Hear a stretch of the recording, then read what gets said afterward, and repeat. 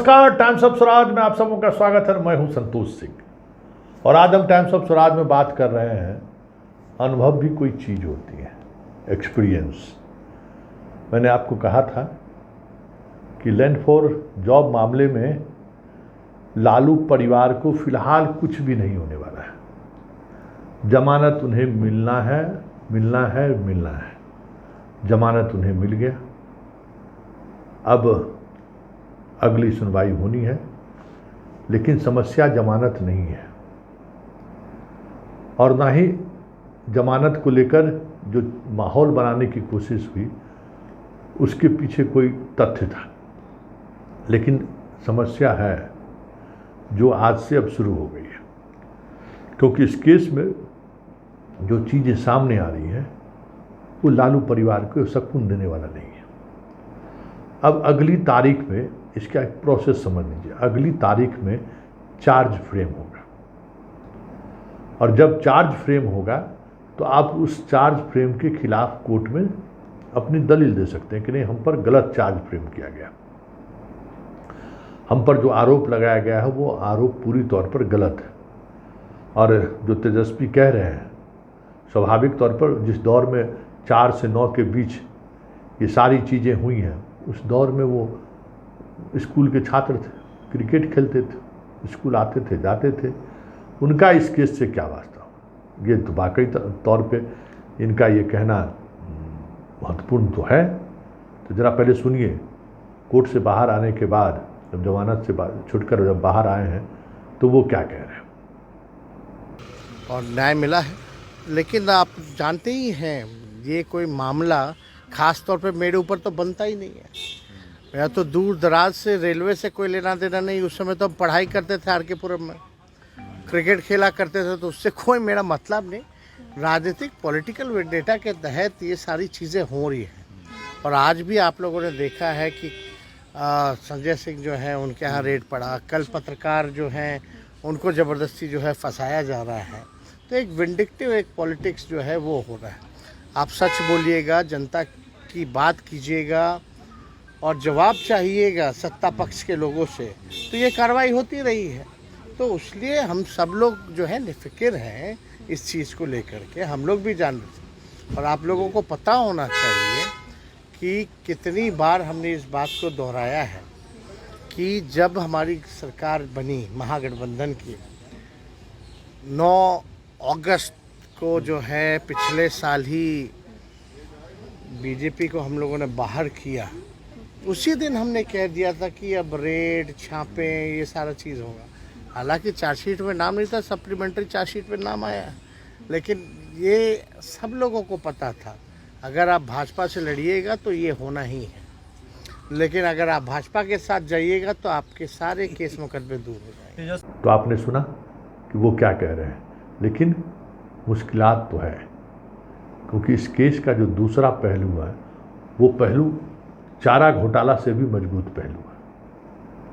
और उसको साबित करने के लिए सीबीआई को गवाहों की फहरिस्त की ज़रूरत नहीं है, क्योंकि इस मामले में जो खबर आ रही है वो खबर ये है कि भोला यादव, जिनके सबसे विश्वसनीय हैं, वो भी सीबीआई के गवाह बनने का हामी भर दिया है। क्योंकि इस मामले में याद होगा भोला यादव जेल गए थे। इस मामले में और भी जो लोग गए हैं वो लोग वही लोग हैं जो किसी न किसी माध्यम से लालू परिवार के पास ज़मीन देने का काम किया था। कैसे तो मेरा ज़मीन है, हम किसी और को लिखे, किसी ने किसी और को लिखा, फिर अंत में वो लालू परिवार को लिख दिया गया। तो ये सारी चीज़ें जो है, इन चीज़ों का गवाह कहा जा रहा है कि भोला यादव बन गए। इसलिए ये एक ट्रस्ट की बात है और ये ट्रस्ट टूटता हुआ लालू परिवार को महसूस हो रहा है। इसलिए आनंद फानंद में भोला यादव को संस्कृत बोर्ड का चेयरमैन बनाया गया कि उनको कुछ ऐसा पद दे दिया जाए कि सीबीआई से उन्होंने जो वादा किया है उस वादे पर वो कायम नहीं रहे। ये देखना होगा। इसके अलावा दानापुर मंडल में जो 6 कर्मी काम कर रहे हैं, जिन्होंने अपनी ज़मीन किसी और को बेचा और वो बेचते बेचते लालू परिवार के पास आ गया है, वो सारे 6 के 6 सरकारी गवाह बन गए। मतलब हमने ज़मीन दिया और लालू जी ने हमें नौकरी दी है। और ये सारी चीज़ें ऐसी हैं जिनको प्रूफ करना वो लालू के वकील के लिए बहुत ही मुश्किल होगा। यही समस्या है, क्योंकि जैसे ही चार्ज फ्रेम होगा वो सारी चीज़ें सामने आएंगी। और सीबीआई के काम करने का ये तरीका रहा है, और किसी एजेंसी ये काम नहीं करती। अमूमन एक्यूज को इस तरीके से लाभ नहीं देती।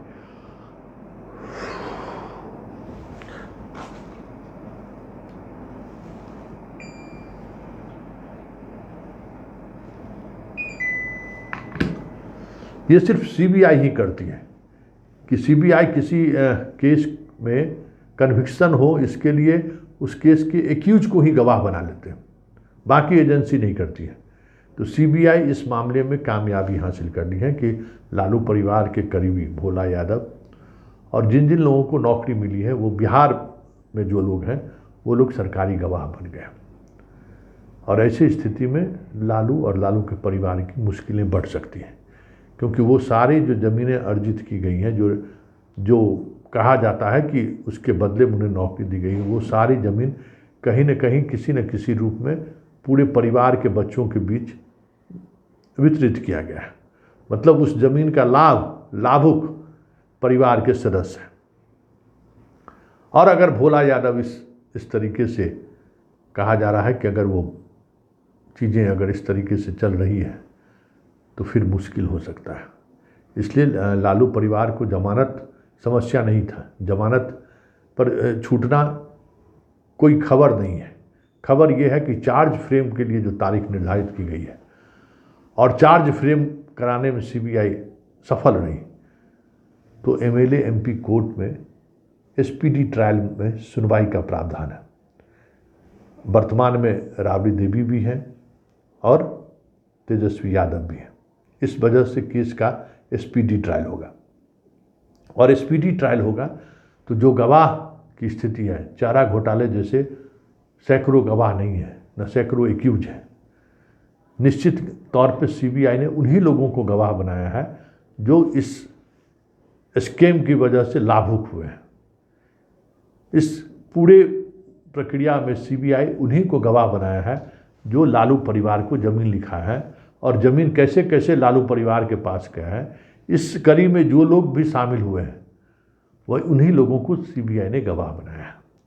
साथ ही जो रजिस्ट्री की प्रक्रिया अपनाई गई है, वो प्रक्रिया कैसे पैसे का भुगतान होते हुए वो संपत्ति लालू परिवार तक पहुंचा है, ये सारी चीज़ें कि जो प्रोसेस है, इस प्रोसेस में जितने लोग शामिल हैं, सीबीआई उन्हीं लोगों को गवाह बनाई है।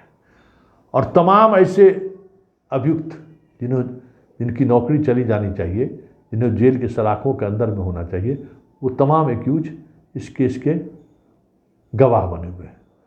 और गवाही को लेकर जो प्रोसेस सीबीआई ने अपनाई है, वो प्रोसेस ऐसा अपना रही है कि 1 सप्ताह के अंदर जितने भी उसके इस तरीके के गवाह हैं उनको कोर्ट में प्रोड्यूस कर दिया।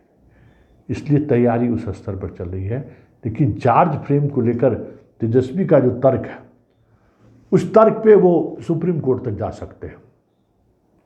इतना उनको हमें लगता है कि कानूनन प्रावधान है कि उस केस में वो सुप्रीम कोर्ट तक जा सकते हैं। उस दौरान उन्हें जो लाभ मिल जाए, समय का लाभ मिल जाए, और अगर चार्ज फ्रेम उनके खिलाफ नहीं होता है तो वो पूरी तौर पर बाहर हो जाएंगे। क्योंकि तेजस्वी यादव को पूरे मामले में चार्जशीट दाखिल करने के बाद सप्लीमेंट्री चार्जशीट दाखिल किया गया, और सप्लीमेंट्री चार्जशीट में तेजस्वी यादव के नाम को शामिल किया गया है। इसलिए जो चीज़ें चल रही हैं, वो चीज़ें जो दिख रही है और जो प्रक्रियाएं चल रही हैं, वो दोनों लालू परिवार को सुकून देने वाला नहीं है। फिलहाल कुछ ऐसा ही चल रहा है। देखिए, लीगल जो एक्सपर्ट हैं, जो लीगल जानकार हैं, उनका कहना है कि अब लालू परिवार की तरफ से किस तरीके से वकील जिरह करते हैं, बहस करते हैं, वो मामला 2024 तक खींचते हैं या फिर बीच में ही ये मामला जजमेंट के स्तर तक पहुंच जाती है। क्योंकि सीबीआई की कोशिश यही है कि ये मामला जल्द से जल्द जजमेंट के स्तर पर पहुंच जाए। इसीलिए सीबीआई आज गवाही के मामले में ज़्यादा बातचीत की है। एविडेंस के मामले में ज़्यादा बातचीत की, जेल भेजने का विरोध तक नहीं किया, क्योंकि सीबीआई को पता है कि जेल भेजने का कोई मतलब नहीं है। अगर एक्यूज जेल गया तो फिर उन्हें जमानत मिलनी ही मिलनी है, 10 दिन बाद मिले या 1 महीने बाद मिले।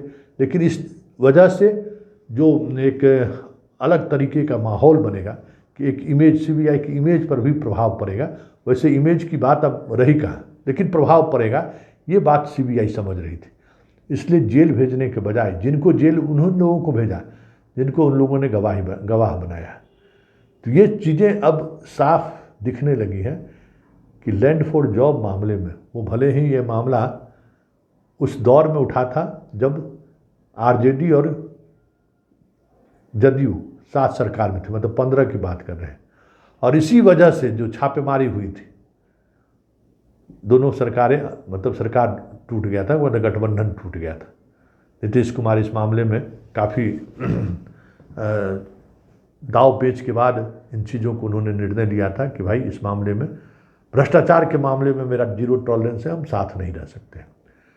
और स्वाभाविक तौर पर इस मामले के उजागर करने में भी ललन सिंह जैसे लोगों का ही हाथ है।